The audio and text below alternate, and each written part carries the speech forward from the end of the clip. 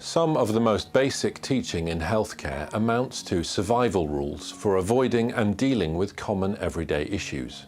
Rule-based decisions are often included as a category separate to either analytic decisions or automatic decisions.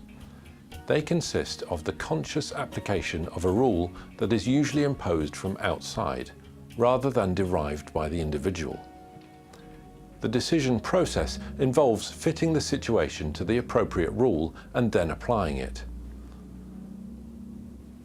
An example of rule-based decision-making in healthcare would be a ward doctor's prescription of the anticoagulant tinzaparin. This is given to prevent deep venous thrombosis, DVT, which leads to a risk of potentially lethal pulmonary embolus, when a clot detaches from the leg, travels to the lung and blocks the circulation.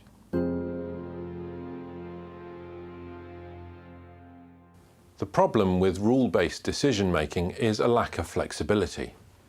A rule that all post-operative patients must receive an anticoagulant will lead to it being given inappropriately to people who are allergic to it or prone to bleeding, such as those with stomach ulcers.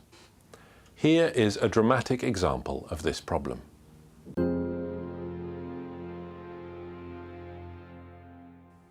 A Union Pacific coal train comprising of 100 trucks was travelling from Denver to Chicago on the 12th of April 2002.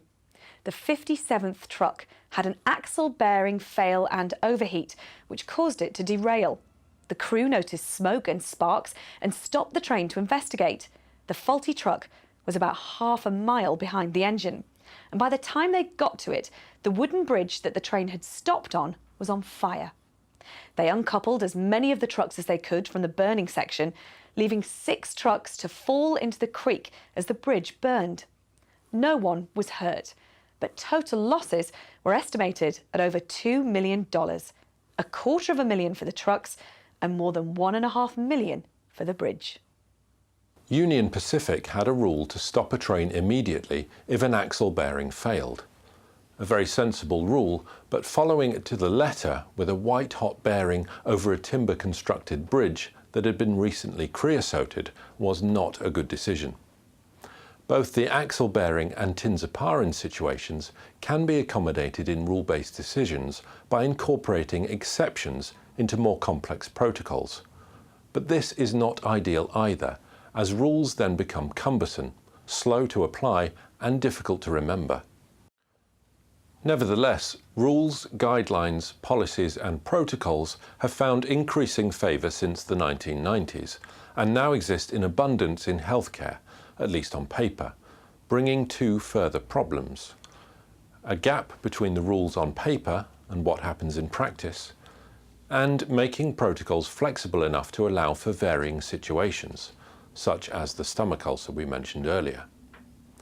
Furthermore, managing, understanding and accessing all the rules that may apply has become something of a minefield. A particular risk to be wary of in rule-based decisions is applying the high-minded platitude. These are phrases like safety first, honesty is the best policy, the patient comes first, look before you leap. Difficult analytical decisions are hard to make, and it is tempting to reach for a platitude as a shortcut to an answer.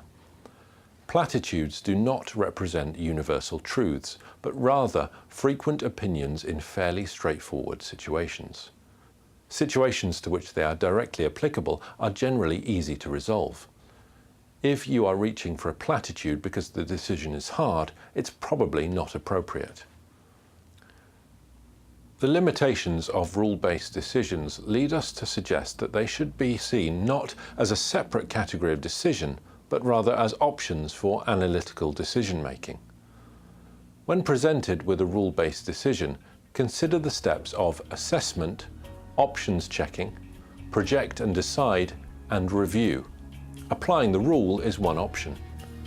The advantages and disadvantages of rule-based decisions are summarized here.